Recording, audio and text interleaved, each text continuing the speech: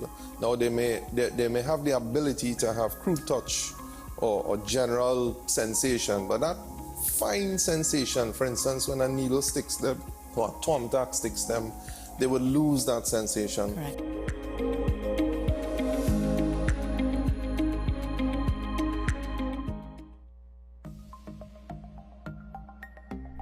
Knowing how to tell authentic is as easy as 1, 2, 3.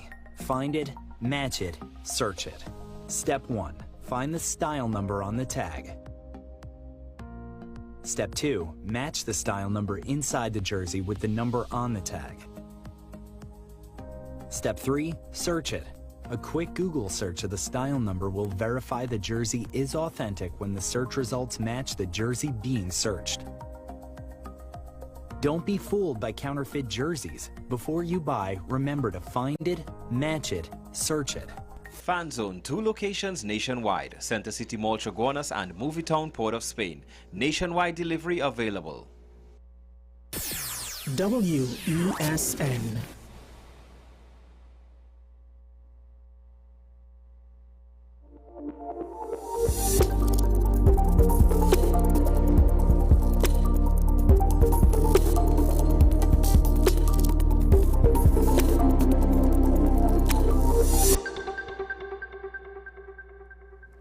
Well, this is 10 Questions. I'm Andy Johnson. Hello, everybody. Good to have you with us.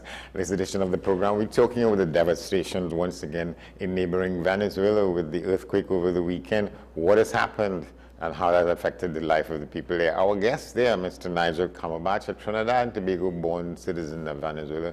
He's been a long-standing journalist. He was first working with newspapers in Port of Spain, Trinidad. But for decades now, he's been at the top of his game in Caracas as a former newspaper editor. You know, he's a significant contributor to journalism in that country. What happened over the weekend was said to have been one of those things, these tremors that tended to create some history in the way in which it landed and it rose from the ground in the country. We're talking about that and about other things having to do with Venezuela in today's environment under the eyes of the administration in Washington, D.C., the Trump administration, his organization's designs for Venezuela and its people. Nigel Cumberbatch, our guest for this edition of the program. Are you there? Hello. How are you? Pretty good. All right. Well, go ahead. Apparently, your efficient technical staff has resolved the problems. Well, that's good. That's good. So tell us a little bit about what transpired yesterday. How did it affect you? I mean, where you live, your family, and so on. Well, fortunately, and thank God, we are all safe in this area. But we did experience the powerful earthquake, or earthquakes, because there were two. That was on Wednesday at 6 p.m. Now, the thing is that Wednesday the 24th of June was a public holiday in Venezuela. So a lot of people were at home at that time when the earthquake struck.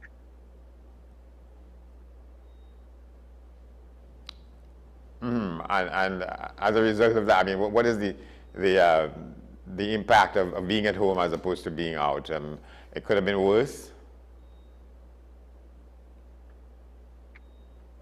Well, currently, what you have is a desperate search for survivors.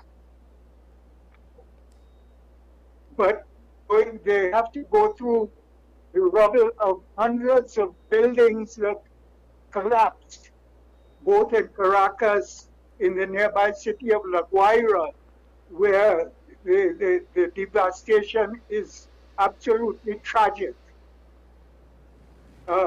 That's where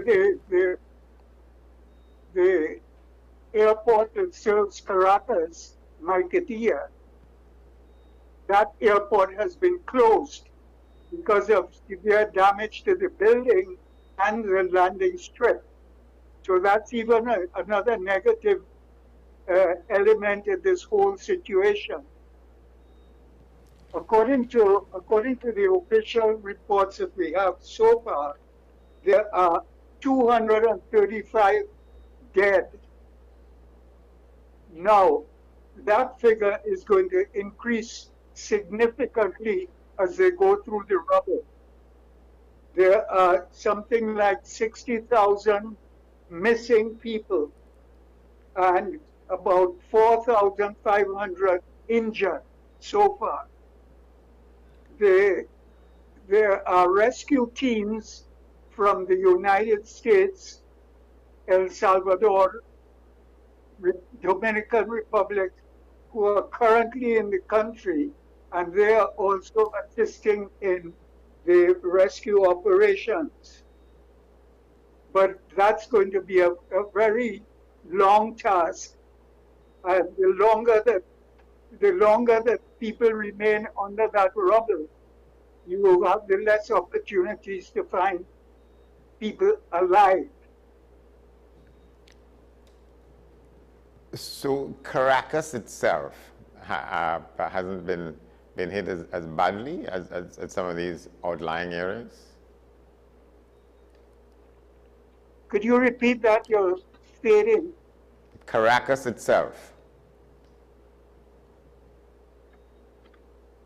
Caracas itself, there's a great deal of damage, and I would say at least a dozen buildings in Caracas that are collapsed, particularly in the areas which I don't know if you're familiar with, Los Palos Grandes, Altamira, San Bernardino. These are all areas that are heavily populated and where buildings have collapsed. Yeah, I think I know a little bit from my couple of times coming there. Altamira, that's a vicinity that like you may have taken us, so we've gone there for one reason or the other. But they said that it is correct to say that there probably has been nothing like this in a long time, if at all. Well, in fact, this has been, according to estimates, this has been the worst earthquake in over 100 years in Venezuela. I can vouch for that because I was here in 1967, which was the last powerful earthquake that they had in Caracas, specifically Caracas. And that earthquake measured 6.7 on the Richter scale. This one here on Wednesday, in fact, there were two earthquakes, one that measured 7.1 on the Richter scale, and within 30 seconds, we got the second quake, which was 7.5 on the Richter scale. So that could give you an idea of how devastating this earthquake was in Caracas. So the more comprehensive sort of assessment, that is not in as yet. There's still a lot of work going on to come back with a real full-scale understanding and reckoning of what transpired. Yeah, well, you have a combination of factors involved here. You have, of course, the power of the earthquake itself and the damage that it was capable of doing. But in addition to that, you have the issue of the buildings, whether they were built based on a specific seismic code. Then you have the other element, which is a lack of trained personnel and the lack of equipment. You deal with a situation like this.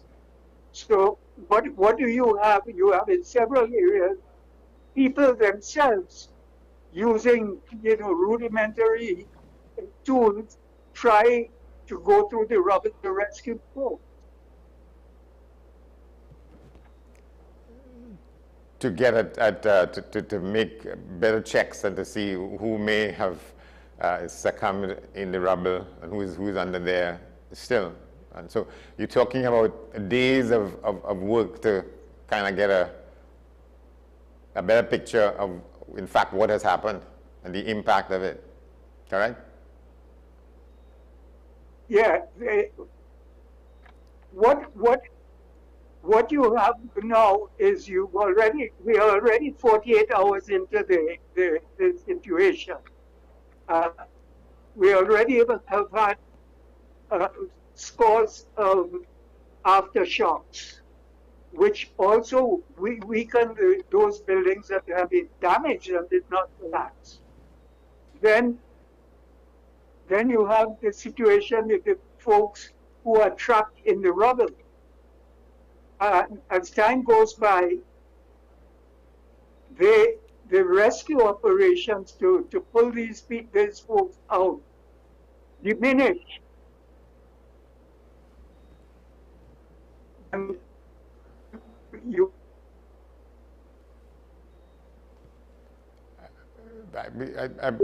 I lost you there.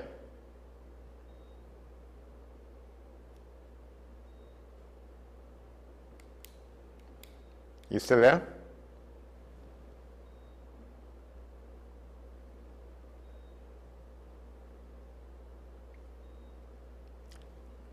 We seem to have lost a bit of the communication with him. Let's see if we can. Let's see if we take a break and reconnect with him. Nigel Cumberbatch, Trinidad-born journalist and editor in Caracas, talking about the impact of what is said to have been one of the worst of these tremors, to have much more than a tremor, to have visited the people in Venezuela. We'll be back in a moment. Stay with us.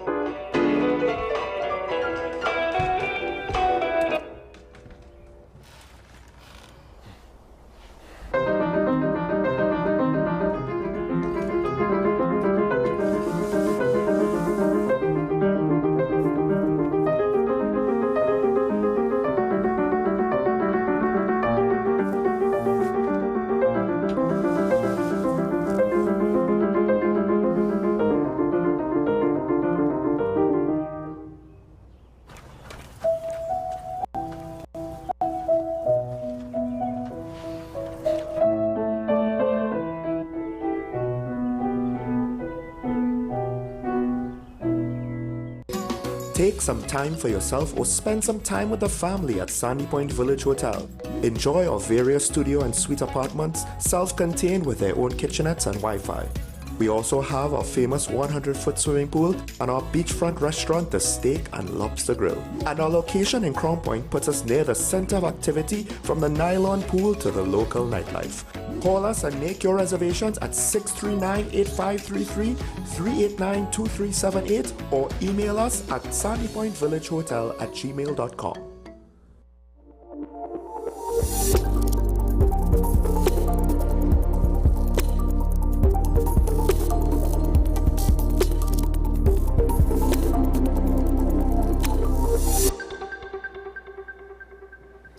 Welcome back to the program. We're talking with Nigel Cumberbatch, Trinidad and Tobago born journalist who's been working and living in Venezuela Caracas and other parts. For decades now, you said you went there in 1967.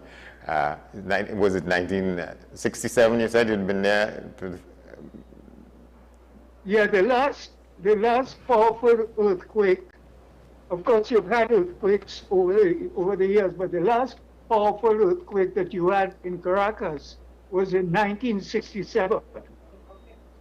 In 1967, that earthquake, that was one earthquake, measured 6.7 on the Richter scale. Yeah. And that did extensive damage. This one, last Wednesday, this one was what they call a doublet. In other words, two earthquakes. The first one struck at 6 o'clock in the afternoon and measured 7.1 on the Richter scale. 30 seconds after that, we got hit with the second earthquake, and that was 7.5 on the Richter scale. In other words, a more powerful earthquake than the first one. So that can give you an idea of how extensive the damage can be throughout the country.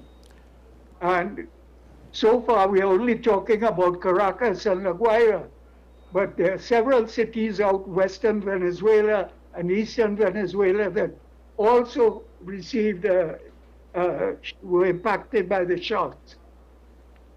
Yeah, and when we spoke yesterday evening, you said you'd just come back, you'd gone back home from having been outside. Describe a little bit of what you see, what you saw, what it looks like on the ground. Well, what you have basically on the ground is despair and bewilderment. That's the way I would describe it. Of Venezuelans not being able to come to grips with what the situation is. You can just imagine that a building that you saw, let's say a 10-story or 15-story building that you saw a while ago, now is rubble on the ground. And given the fact that it was a holiday on Wednesday, many people were at home at that time in the afternoon. So that means that the death toll of an injured is immense. And so that is an expectation that that a lot of you have, that it is going to be a time of reckoning, of increased reckoning, given what you feel has happened, what the impact of these quakes would have resulted in. Yeah, exactly. And now what we have is the authorities have declared a national state of emergency. And that means that lots of business operations have been restricted and limited only to pharmacies, supermarkets, drug operations, etc., hospitals, and so forth. Hospitals are virtually overwhelmed already. Yeah, but in the area where you live, that has not been affected to that extent. No, anyway. fortunately, in this area, we did not have any extensive damage as what occurred, in fact, not too far from our vicinity. That is you keeping your fingers crossed. One would imagine.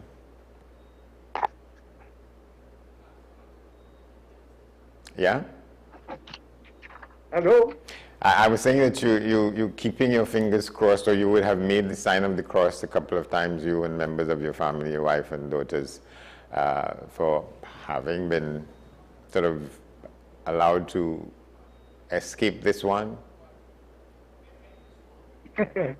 well, in this situation, there's absolutely nothing you can do, really. In fact, we live on the 11th floor of a building. And with that shaking, you have no alternative but to just wait it out.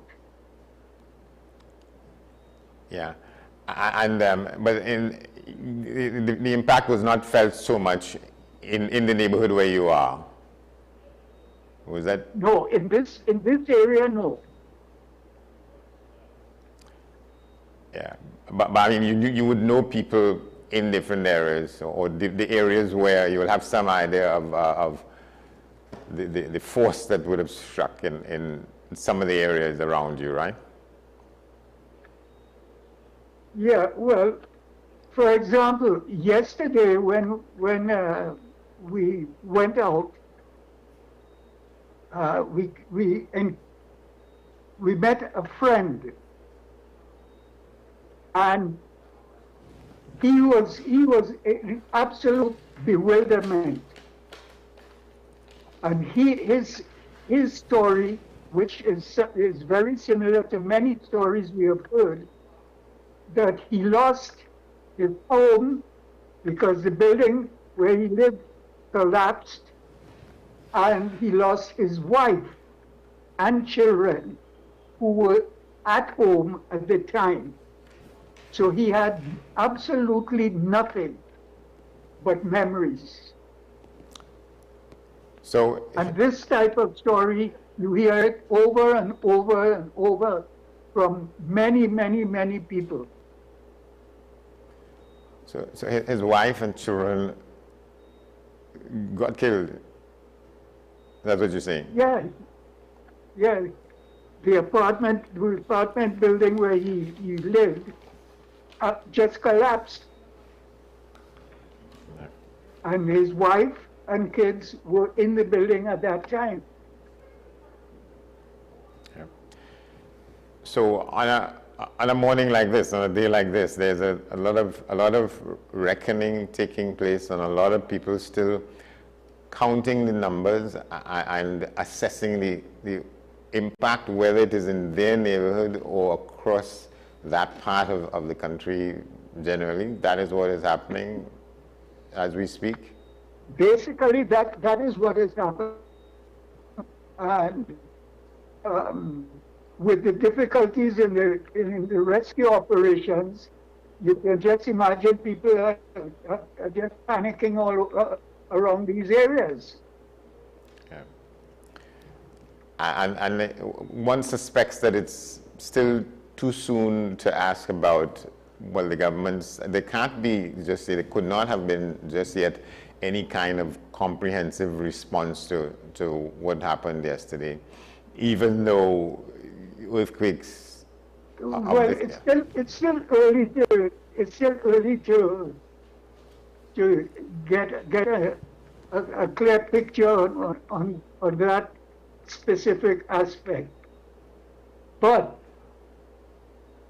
just the simple fact that you have areas where there are no fire departments, for example.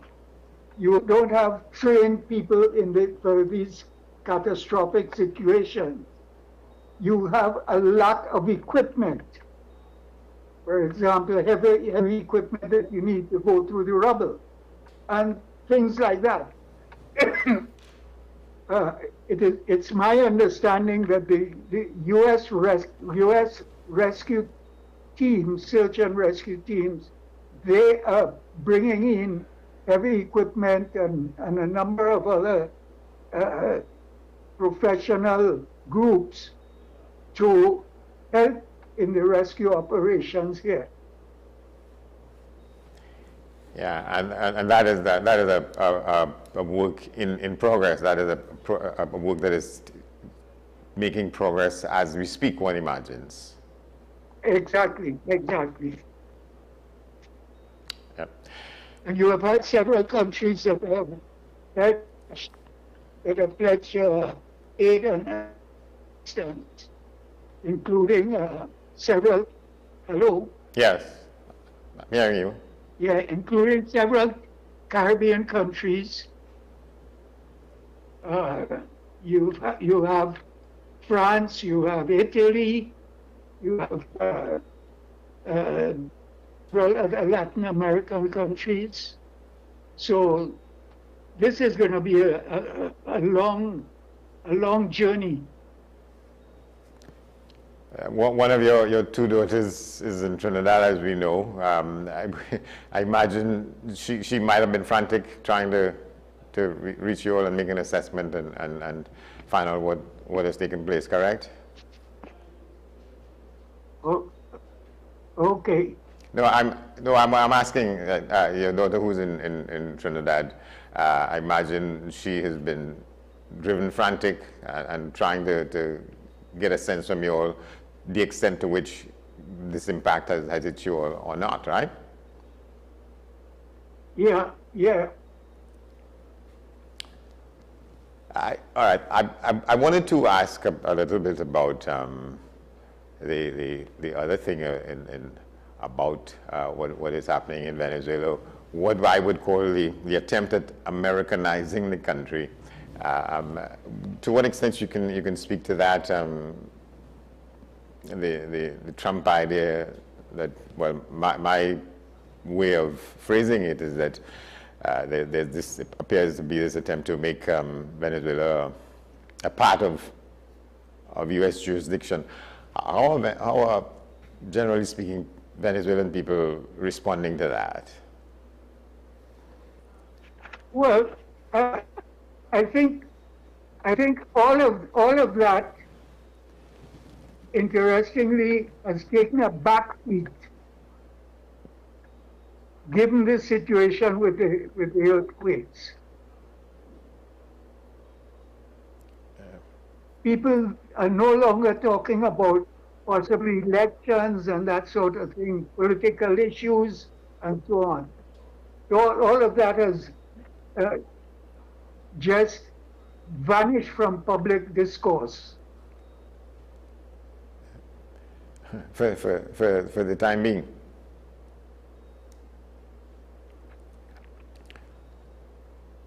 You there? Hello? Yes. How long do you think it will take for people's nerves to settle down and to get a good assessment of what has happened and a good assessment of what it will require to bring the country back to some state of normalcy, given the experiences of these things over the decades? And I believe it's my opinion that this is going to take months, if not years, before we get back to some sort of normalcy in the country. One of the things that you have to understand is that a lot of the infrastructure in Caracas and the La Guaira has been severely damaged. And buildings that did not collapse but suffered some level of damage, these buildings have to be checked professionally to determine whether they are still usable or not. And that exercise, that is going to take quite a while. It's not going to be a simple, easy task. So we're looking down the lens at possibly a new Caracas having to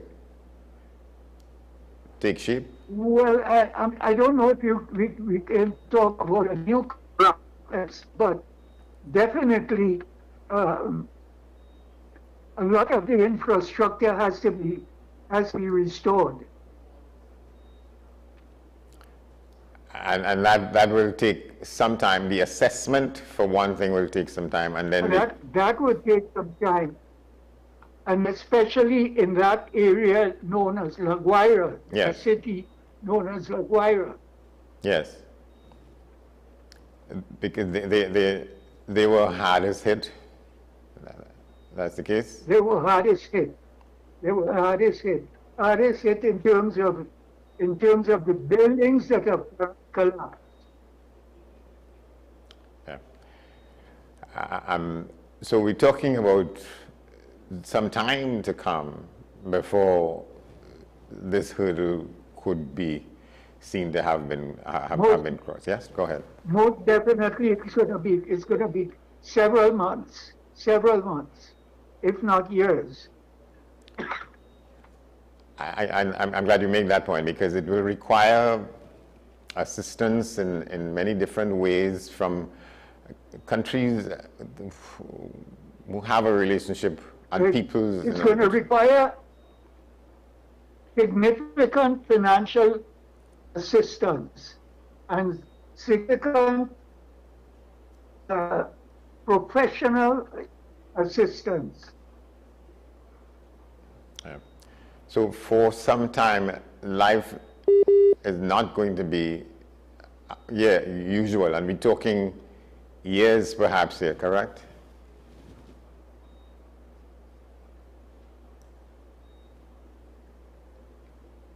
Hello?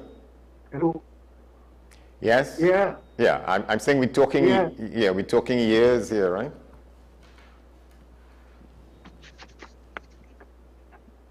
Hello? Yeah, I'm hearing you, we're hearing you. Yeah. I'm saying... No, as I was saying, this is gonna require several months, if not years, and it's going to require huge financial assistance and huge professional assistance, both of which Venezuela cannot handle by itself. It's going to require outside assistance.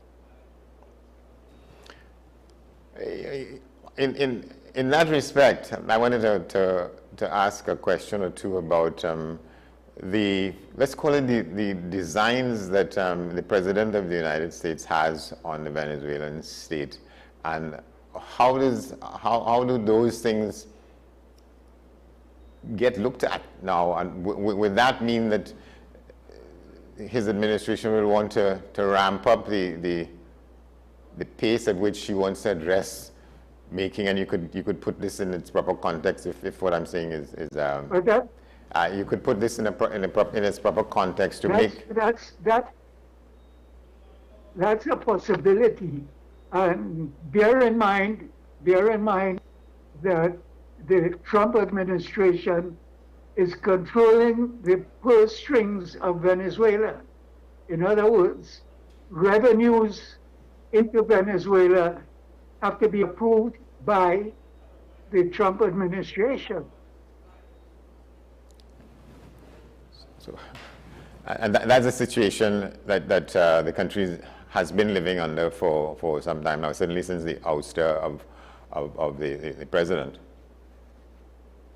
Yes, since the 3rd of January.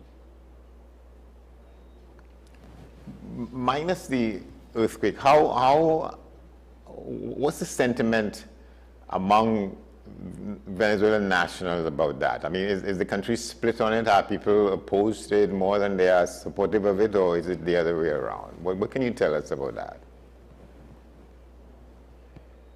Well, there's a sizable part of the population that was in agreement with what the government of Trump did by removing the ouster of Maduro. But the pressing question is, are Venezuelans willing to pay the price for that. And I don't think that Venezuelans are willing to pay that price. So this is a fluid situation. The earthquake has changed the discourse in the country. People are looking now, have a different view of where the country should be heading now. It's a question of recovery. It's a question of coming to grips with what actually happened a few days ago. So we'll see how this thing develops in the coming weeks. So there has to be some kind of mixing those political attentions from Washington with trying to get the country back on its feet in a significant way, and those things could complement each other, or I mean could impact each other one way or the other. Correct? Well, this situation, this earthquake tragedy has only compounded the economic situation in Venezuela. Remember, Venezuela's economy was in shambles even before the earthquake. So now you have to add this situation, which means that you have an even more pressing economic situation. So it's possible that in a situation such as this, the emergency that has been sort of amplified by the hit of the earthquake, the Trump administration gets to increase the level of its voice in terms of what should and shouldn't happen and how it should happen? Exactly. And as far as you can say, where is sort of native Venezuelan sentiment in it? Is it split? Is it more powerful on one side or the other, and which side that would be? Well, the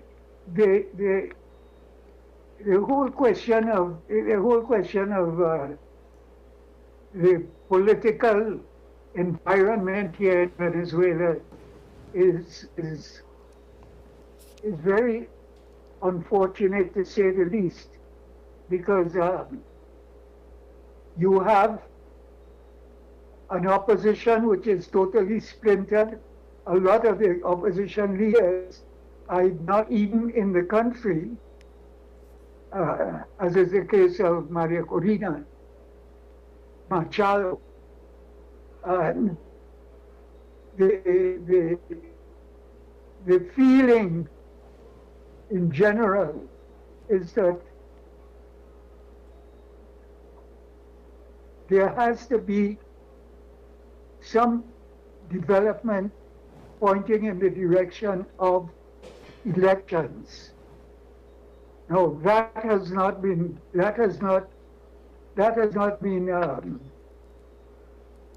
worked out as yet.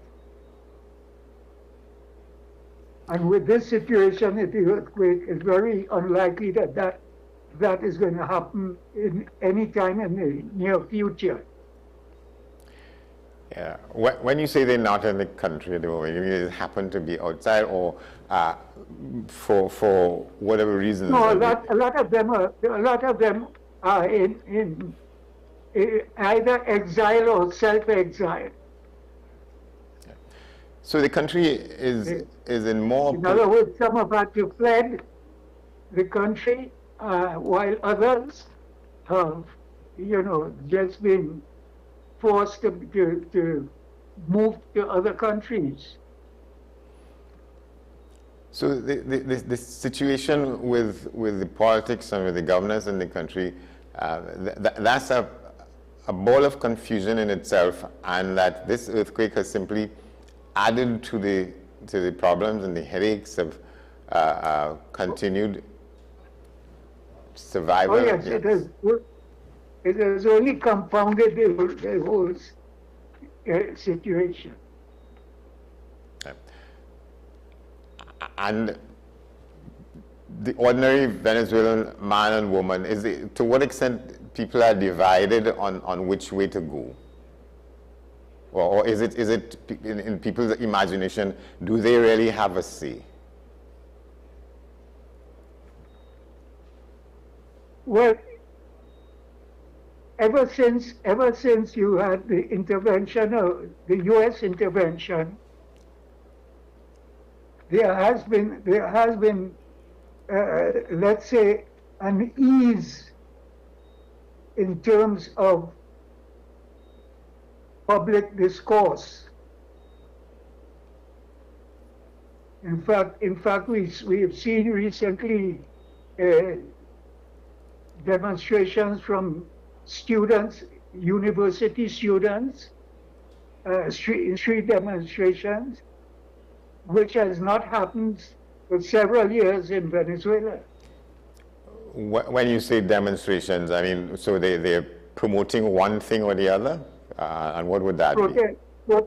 Protest demonstration. Yeah. Protests in support of or in opposition to what? In opposition to certain government movement. Yeah. Government meaning the Caracas government, the Venezuelan government. So, yes. Yeah. To that extent, one can ask whether or not the sentiment has shifted or is shifting towards a pro-Trump kind of persuasion? Yes. But as I said, a sizable part of the population, you do have another segment of the population who still supports the authorities. Yeah. And remember that the only person who was removed from power was Maduro. Yes. And his wife. But the whole government structure has remained intact. Yeah. So this is the earthquake is just another front on which one would say trauma and transition in Venezuela is the number one item that the people in the country have to contend with, right? This is a very serious one. Yeah. All right, well, my friend, thank you very much for talking with us. I wanted to let me ask you then, before we go, how do you deal with it? I mean, how do you measure from day to day what is the right step to make and what is not? How do you calculate how the pendulum should move?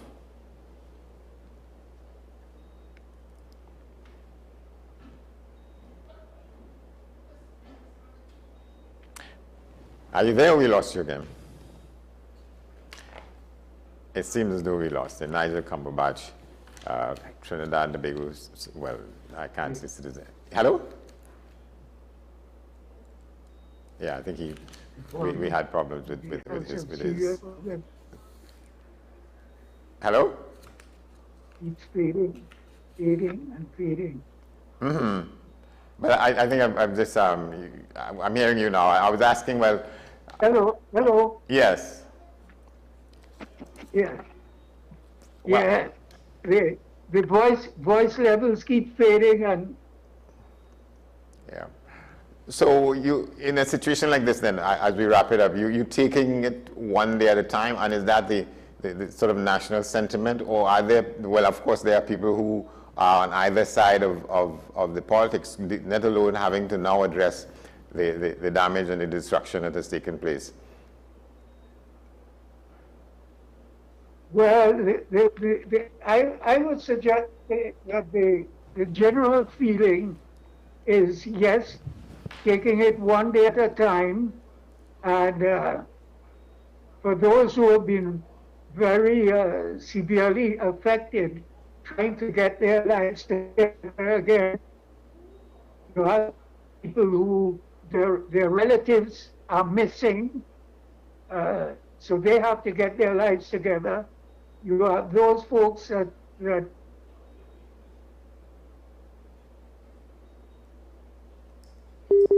Yeah, I think we have to leave it there.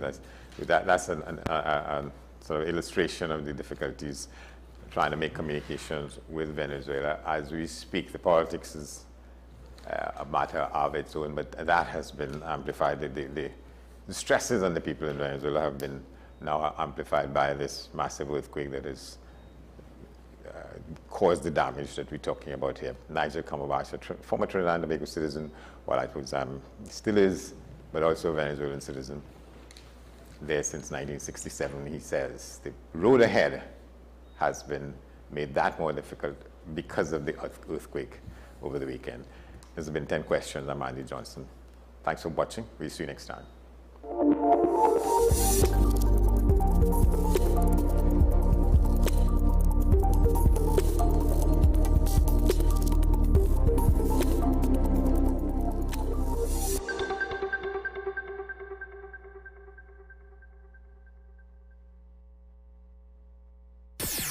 WESN